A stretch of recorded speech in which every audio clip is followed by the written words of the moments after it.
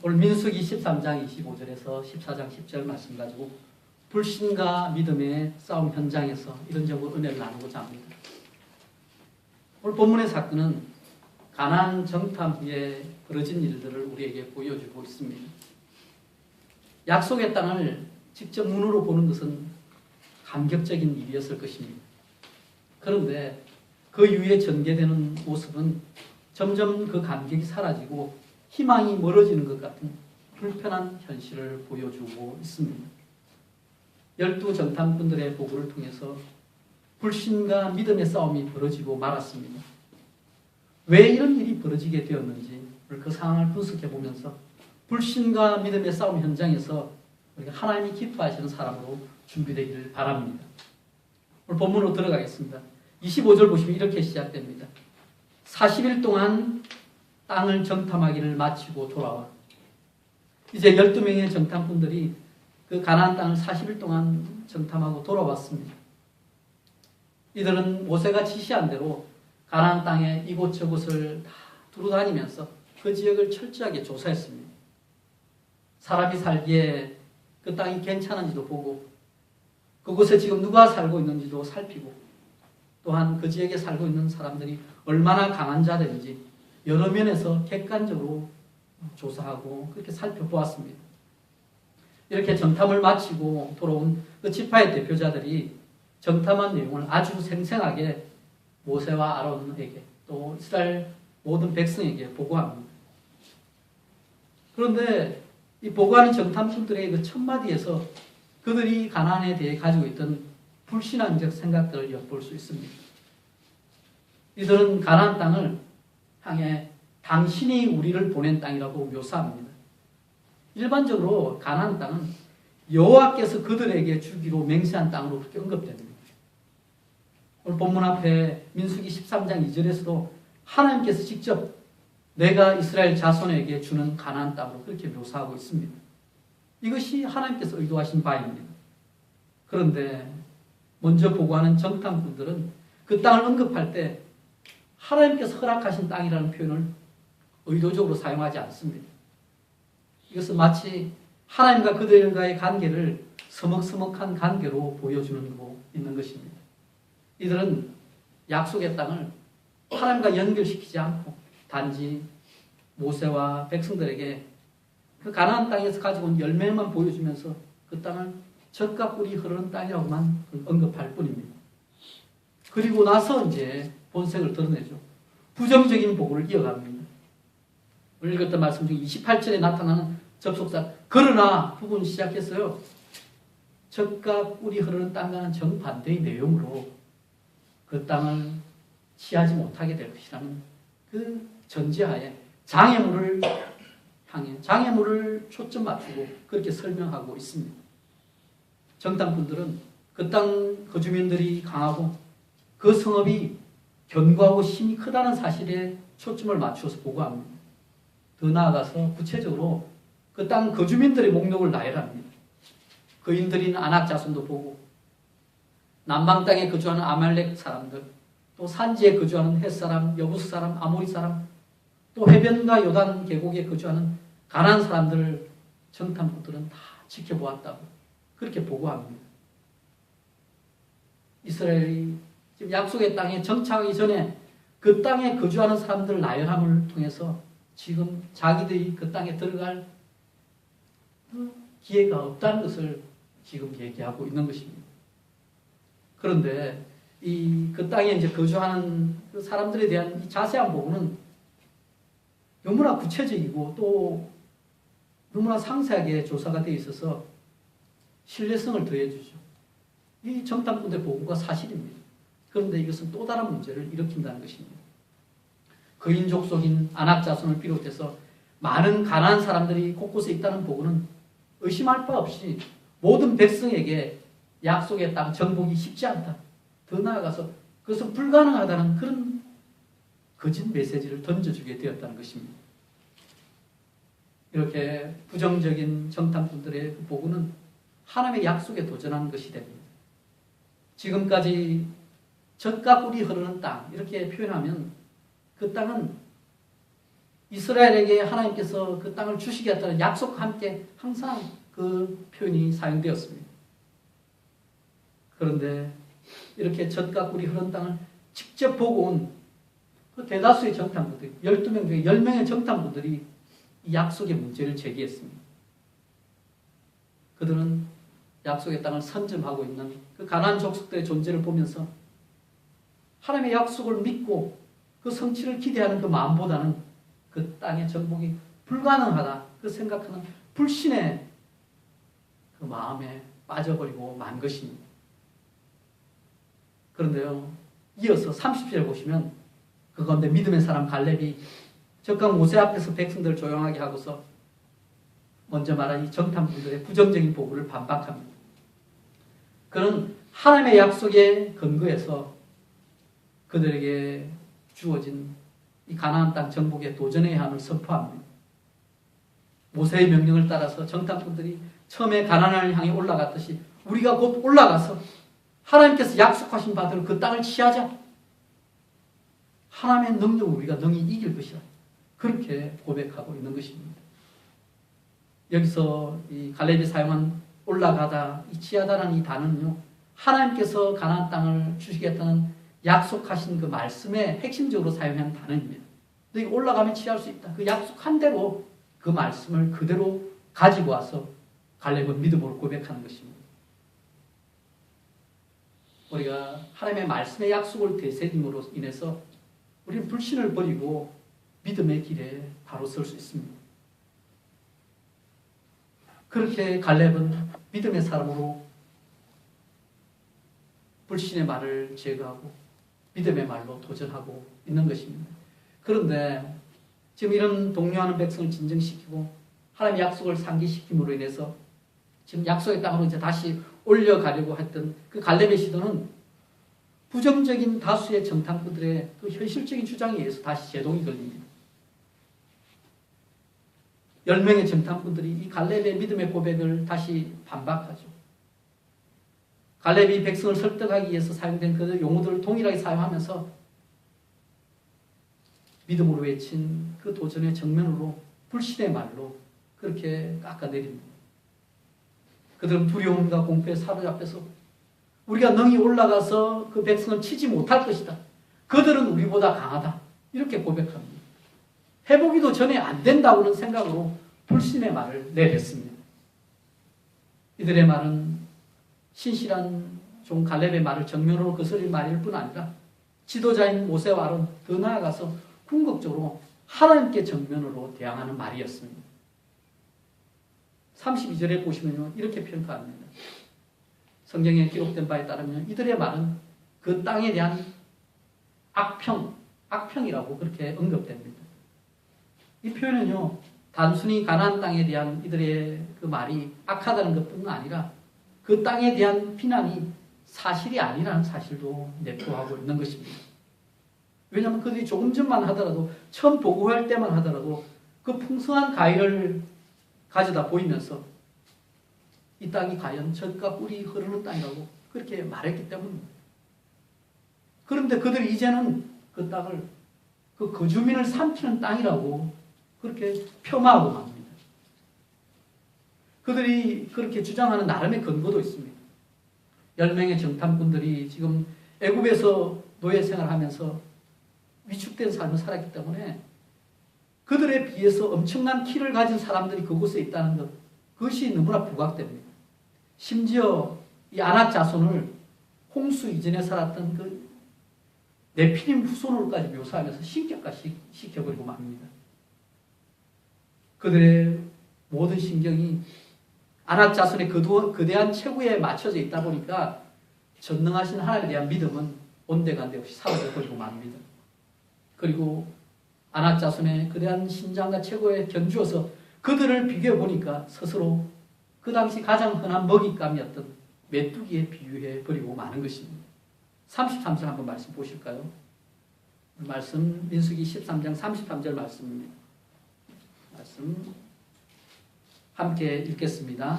거기서 네피림 후손인 아낙 자손의 거인들을 보았나니 우리는 스스로 보기에도 메뚜기 같으니 그들이 보기에도 그와 같았을 것이니라.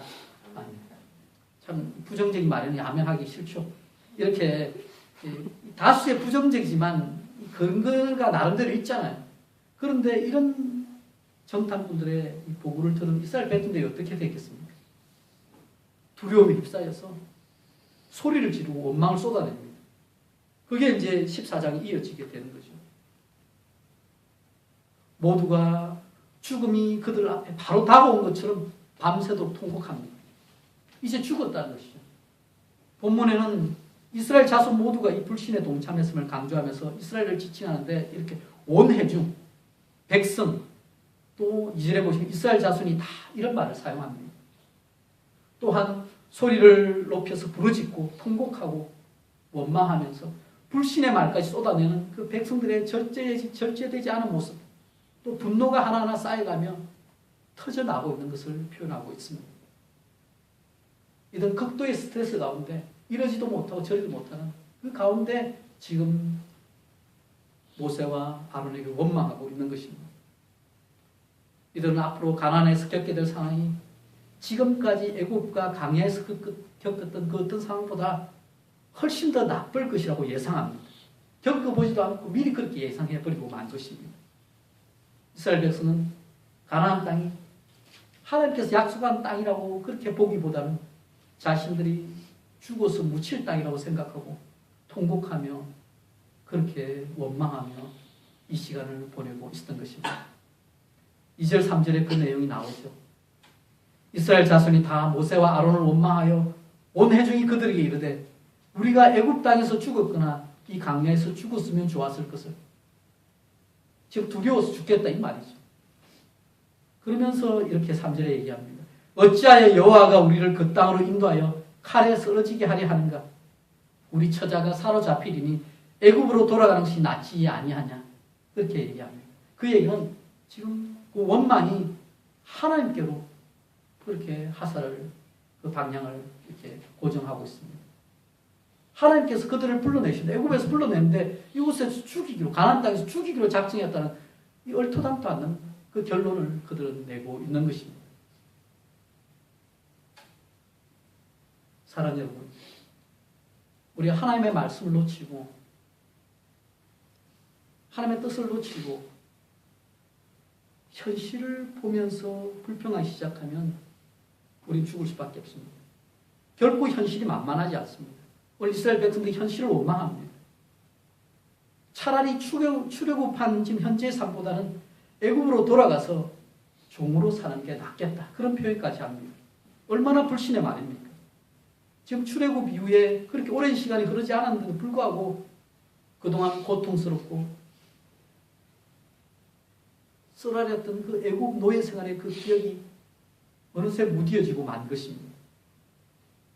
그래서 몇 번의 반역 사건 때와 마찬가지로 애굽에서의 삶을 회고하면서 그때가 좋았는데 그렇게 돌아보고 있는 것입니다.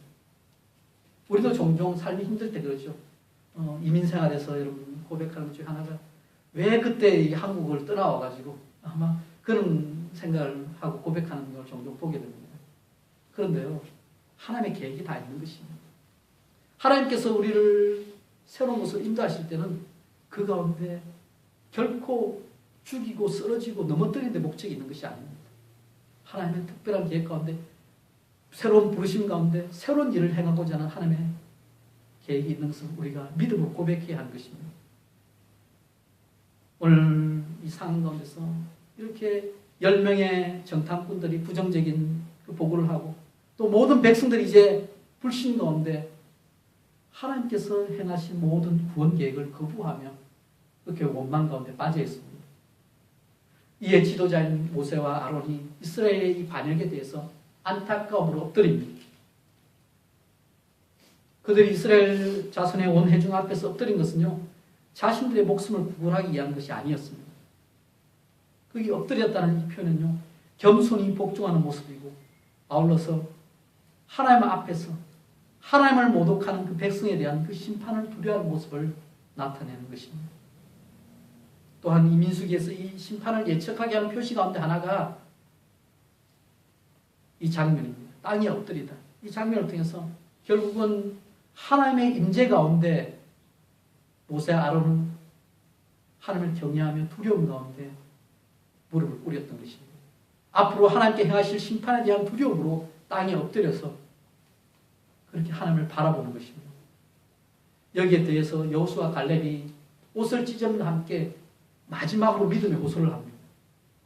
구약에서 자신의 옷을 찢는다는 것은요, 절망이나 슬픔, 수치심과 분노, 애통과 같은 그 심한 감정적 동요를 나타내는 행동이었습니다. 지금 여호수아 갈렙은 이 백성들의 그 불신에 대해서 하나님께서 심히 싫어하심을 알기 때문에 안타까운 그 마음을 온몸으로 표현합니다. 그리고 반복해서 하나님의 약속을 상기시킵니다. 그런데 이 여호수아 갈렙의 이 고백은요, 10명의 정탐꾼들과 대조를 보입니다. 전혀 다릅니다. 여호수아 갈렙은 장대한 그 땅 그 주민에 대해서는 전혀 얘기하지 않고 하나님께서 그들에게 주신 땅이 얼마나 좋은 땅인지를 강조합니다. 또한 하나님의 약속을 다시 한번 그들 앞에 들려주면서 하나님의 약속을 붙잡을 것을, 신뢰할 것을 요청합니다. 우리가 두루 다니며 탐지한 땅은 심히 아름다운 땅이다. 하나님께서 우리를 기뻐하시면 우리가 그 땅으로 들어가서 젖과 꿀이 흐르는 땅을 능히 차지하게 될 것이라고 믿음으로 선포합니다. 그런데 이스라엘 백성들에게 요구되는 게 있죠. 다만 여호와를 거역하지 말고 그 땅 백성을 두려워하지 않으면 된다는 것입니다. 이스라엘이 그 당시 흔한 메뚜기처럼 그대의 먹이를 메뚜기처럼 그대의 먹이가 되는 것이 아니라 오히려 여호수아 갈렙은 그들이 가난한 사람들이 우리의 먹이가 될 것이라고 자신 있게 도전합니다. 하지만 불신에 사로잡힌 백성들은 믿음의 말을 듣지 않으려고 돌로 그들을 치려까지 합니다. 지금 온 회중이 그들을 돌려 치려하려는 그 행위는요, 단순한 집단 폭행을 의미하는 것이 아닙니다. 이것은요, 실제 온 회중에게는 사법적 권위가 그 당시에 있었습니다. 그런데 돌로 치는 형벌은 중요한 종교적 범죄에 대해서만 행해지는 형벌이었습니다. 언약을 파괴하는 그런 중범죄에 대해서만 돌로 치는 형벌이 허용되었습니다. 그런데 지금 여호수아 갈렙은 하나님을 반역하는 것을 행한 것이 아닙니다. 오히려 하나님께 거역하지 말라고 호소했는데 온 회중이 잘못된 방법으로 지금 도리어 믿음의 사람을 심판하러 한 것입니다. 그럴 때 이 급박한 위기 순간에 여호와께서 영광 가운데 해막에서 나타나십니다. 이제 하나님께서 판결자가 되어서 준엄한 심판을 이스라엘 온 회중에게 선언한 시간이 다가온 것입니다. 오늘 이 본문의 내용이 그렇게 정리됩니다. 그런데 고대 근동의 율법에서는요, 누군가 다른 사람을 고소했는데 그 고소가 거짓으로 판명날 경우에는 그 무고죄로 인해 가지고 거짓으로 고소한 사람이 그 제목에 대한 형벌을 선고받게 되어 있었습니다. 결국 갈렙과 여호수아의 이 바른 증언을 받아들이지 않고 다른 정탐꾼들의 거짓 증언을 받아들인 백성은 결국 그 징벌을 받게 되는 것입니다. 불신과 믿음의 싸움 현장에서 하나님의 임재가 나타날 때 바른 결론이 나는 것입니다. 오늘 본문의 이야기를 들어보시면서 어떤 생각이 드시나요? 좀 답답한 마음이 들지 않으세요? 그냥 단순하게 하나님의 말씀 믿고 순종하면 별 문제가 없을 것 같은데 불신으로 반항하면서 악을 행하는 모습을 보면 참 답답합니다. 그런데 우리가 처해 있는 불신과 믿음의 싸움 현장이 다 이렇습니다. 불신과 믿음의 싸움 현장이 만만한 싸움 현장이 아닙니다. 그 가운데 우리는 결국 선택하게 되어 있습니다. 똑같이 가나안 땅을 정탐하고 들어온 12 정탐꾼들이 모세와 백성 앞에서 결과를 보고하는데 그 보고 내용이 다릅니다. 왜 한 곳을 봤는데 이런 결론이 달라져요? 다수인 10명의 정탐꾼들은 부정적인 보고를 했고 여호수아 갈렙 두 사람만이 긍정적인 보고를 했습니다. 그럴 때 여러분의 백성의 입장에서 어느 편 말을 듣겠습니까? 쉽지 않은 선택이라는 것이죠. 그런데 왜 이런 차이가 나게 되었을까요? 10명의 정탐꾼들은요, 눈에 보이는 것에만 집착했습니다. 그들이 주목한 것은 가나안 땅의 외부적인 환경과 객관적인 사실이었습니다. 우리가 뭔가 이 상황을 파악하려고 할 때 객관적으로 보는 것은 필요한 절차죠. 현실을 제대로 이야기해서는 꼭 거쳐야 하는 단계입니다. 하지만 현실을 잘못된 생각으로 왜곡하고 불신의 마음으로 바라볼 때는 또 다른 문제가 발생하는 것입니다. 약속의 땅에 좋은 면은 놓치고 부정적인 면만 그들 부각시켜버렸습니다. 그래서 두려움에 사로잡힌 나머지 그들의 상황 가운데 하나님에 대한 믿음은 다 제외시켜버리고 말았습니다. 믿음이 빠져버린 그런 평가를 해버린 것입니다. 이것은 결코 제대로 된 상황 파악이 아닙니다. 우리도 종종 그렇게 실수하긴 하지만요. 상황이나 문제에만 집중하게 되면 거기에 갇혀서 우물한 개구리처럼 그 한계를 벗어나는 게 쉽지 않습니다. 그들은 가나안 땅에 그 강력한 거주민들을 보았습니다. 자세히 그들을 살펴보고 철저하게 조사했는데요. 그런데 그들에게 믿음이 빠져버렸기 때문에 결국은 그것을 보면서 절망할 수밖에 없었습니다. 똑같은 땅인데 분명히 약속의 땅으로 주어졌는데 불신의 마음으로 보고 부정적인 눈으로 바라보니까 그들은 약속의 땅이 죽음의 땅으로 변화되고 만 것입니다. 객관적인 사실을 근거로 그들이 주장한다고 하지만 사실 가장 중요한 하나님께서 그 가운데 빠져버렸기 때문에 지극히 주관적이고 가장된 비약일 뿐입니다. 결국은 잘못된 판단이었던 것입니다. 게다가 그들은 스스로 메뚜기에 비유하고 맙니다. 스스로 과거 노예 생활에서 비롯된 열등감에 사로잡혀버리고 만 것입니다. 이 모든 부정적인 결론은 믿음의 부재에서 비롯된 것입니다. 믿음이 빠져버릴 때 현실은 거인처럼 커지고 자신은 메뚜기처럼 작아지게 되는 것입니다.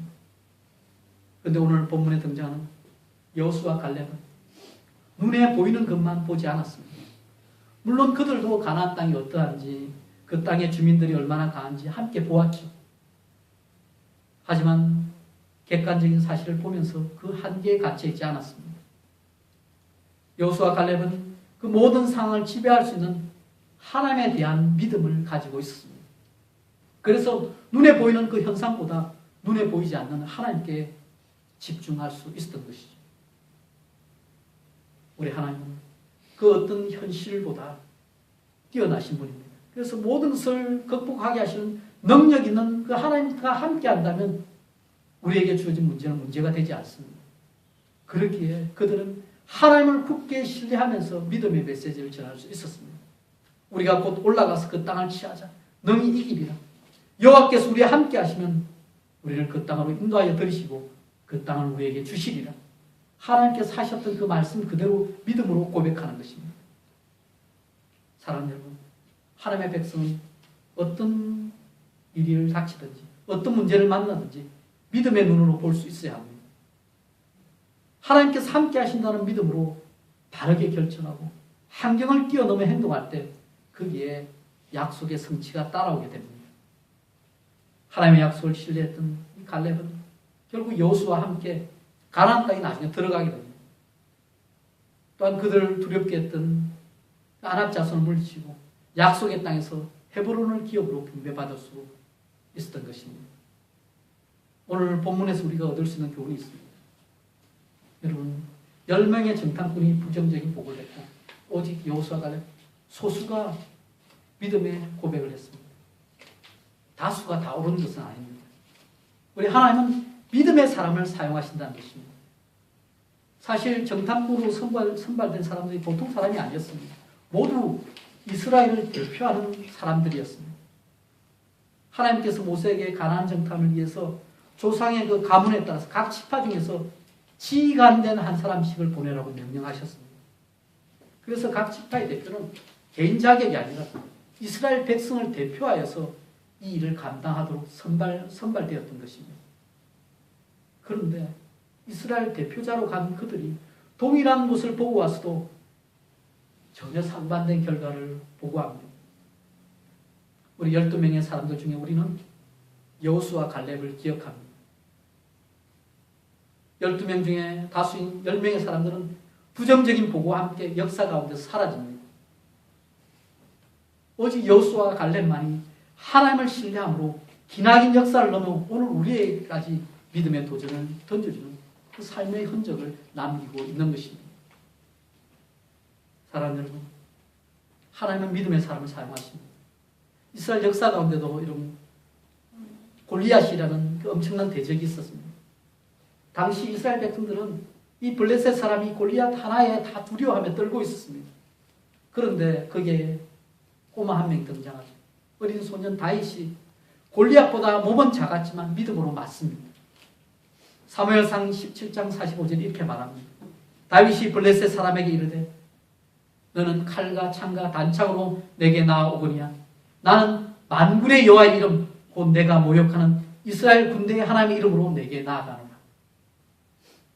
꼬마 다윗이 몸집은 작았지만 그는 하나님을 의지하며 나아갔습니다. 똑같은 상황에서도 우리가 전혀 다른 태도를 취할 수 있다는 것입니다. 힘든 상황에서 누군가는 환경을 보면서 낙망하고 포기하고, 그러나 누군가는 그 가운데 하나님과 함께하는 것을 믿고 소망 가운데, 믿음 가운데 새롭게 나아갑니다. 우리가 하나님을 우리가 처해 있는 상수에 포함하느냐, 그것을 넣고 하나님을 고려하고 우리 행하느냐 아니냐, 그 차이가 엄청난 것입니다. 이스라엘 백성들은 10명의 정탐꾼들의 보고를 듣고 통곡했죠.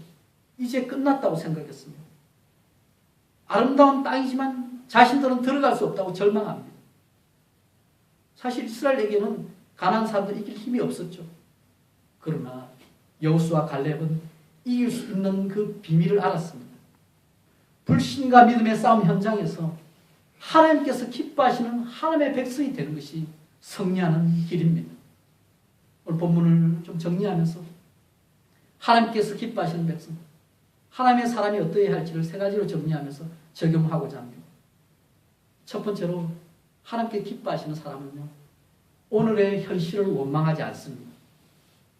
우리 인생길은 강야길과 같습니다. 고난의 바람이 매섭게 불어닥칩니다. 그럼 아무 사람이나 붙잡고 물어보십시오. 고난 없는 인생은 없습니다.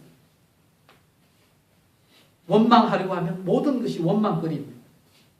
그런데 원망거리가 가득한 현실 속에서도 하나님이 함께 하심을 믿음으로 소망 가운데 살아가는 사람을 하나님이 기뻐하십니다. 하나님이 기뻐하는 사람은 하나님의 약속을 붙잡고 그 약속 가운데서 평강을 누리는 사람입니다. 둘째로 하나님께서 기뻐하신 사람은 주님을 거역하지 않습니다. 이스라엘 백성은 모세를 통해서 하나님의 놀라운 기적을 경험했습니다. 그럼에도 불구하고 강야의 삶 가운데 그들은 끊임없이 하나님을 거역했습니다. 어려움이 닥칠 때마다 하나님을 원망하고 반역했습니다. 심지어 오늘 적과 꿀이 흐르는 땅, 그 아름다운 가나안 땅을 다 보고 왔음에도 불구하고 하나님의 능력을 제대로 믿지 못했습니다. 오늘 여호수아 갈렙은 그런 이스라엘 백성들에게 여호와를 거역하지는 말라고 호소했습니다. 하나님께서 기뻐하시는 사람은요, 하나님을 끝까지 신뢰함으로 순종하는 사람입니다. 상황이 좋을 때 믿고 또 형편이 여유가 있을 때 그렇게 믿음으로 고백하고 순종하는 것은 그리 어렵지 않습니다. 그러나 힘들고 어려운 상황에서 주님만을 믿고 순종하는 것은 정말 어렵습니다. 그러나 하나님께서 기뻐하시는 사람은 어떤 상황에서도 하나님을 믿습니다. 세상이 아무리 가난한 족속처럼 힘이 세어 보이고 장대해 보인다 할지라도 하나님 앞에서는 아무것도 아닌 것입니다. 그러므로 힘들고 어려운 순간에 있을지라도 하나님을 거역하지 마십시오. 하나님께서 함께 하십니다. 하나님께 끝까지 순종하시기 바랍니다. 마지막으로 하나님께서 기뻐하시는 백성은 세상을 두려워하지 않습니다. 이스라엘 백성은 가나안 땅을 주시겠다는 하나님의 약속을 제대로 믿지 못했습니다. 그 땅 백성이 두려웠기 때문입니다. 시선을 그 땅에 있는 그 가나안 족속들을 보면서 자신들이 감당할 수 없다고 그렇게 생각했습니다. 두려움에 빠져서 하나님의 약속을 잊고 말았습니다. 그러나 여호수아 갈렙은 그들을 향해서 그들은 우리의 먹이라고, 그들은 우리의 밥이라고. 그들의 보호자는 그들에서 떠났고 여호와께서 우리와 함께 하신다고 그렇게 믿음으로 고백했습니다. 여러분, 이런 믿음의 고백 가운데 우리는 어떻게 반응해야 할까요? 두려움에 빠졌던 그 당시 이스라엘 백성들은 여호수아 갈렙의 그 믿음의 고백을 받아들이지 못했습니다. 주님이 함께 하심을 믿는 사람은요, 세상을 두려워하기보다 하나님을 두려워하면서 하나님의 말씀을 그대로 받아들인 사람입니다. 하나님의 약속을 붙잡고 나아가는 그런 믿음의 사람을 우리 하나님은 기뻐하시는 것입니다. 말씀을 정리하겠습니다. 사랑하는 여러분, 하나님께서 우리와 함께 하심을 기억하기 바랍니다. 오늘 본문에 나타난 10명의 정탐꾼들은 눈에 보이는 것만 집착해서 함께 하시는 하나님을 놓쳐버리고 말았습니다. 결국 그들의 믿음 없는 보고를 통해서 온 백성들을 절망에 빠뜨려버리고 만 것입니다. 반면에 믿음의 사람 여호수아 갈렙은 눈에 보이는 것만 바라보지 않았고 하나님을 신뢰했고 하나님의 약속을 꼭 붙잡았습니다. 그래서 그들은 확신 가운데 백성들에게 희망의 메시지를 전할 수 있었던 것입니다. 눈에 보이는 현실에 갇히지 마시고 믿음의 눈으로 새롭게 현실을 바라보며 믿음으로 결단하시기 바랍니다. 하나님께서 함께 하시면 넉넉히 승리할 수 있는 것입니다. 강야와 같은 인생길이 우리가 살아있는 동안 계속 반복될 것입니다. 아무리 그러나 힘들고 어려울지라도 오늘의 현실을 보면서 원망하지 마십시오. 하나님의 섭리와 계획이 있습니다. 끝까지 주님을 믿고 순종하십시오. 언제나 함께 하신 하나님을 바라보면서 여러분, 세상을 두려워하지 마십시오. 그래서 하나님께서 기뻐하시는 거룩한 백성이 되십시오. 여러분, 하나님의 임재를 체험하시면서 하나님께서 임재하실 때, 하나님께서 그곳에 함께 하실 때 질서가 잡힙니다. 우리에게 골리앗과 같은 큰 문제가 있다 할지라도 하나님께서 함께 하신다는 믿음으로 다윗처럼 승리를 체험하시는 저와 여러분 되시기를 예수 그리스도 이름으로 축원합니다. 아멘. 사랑의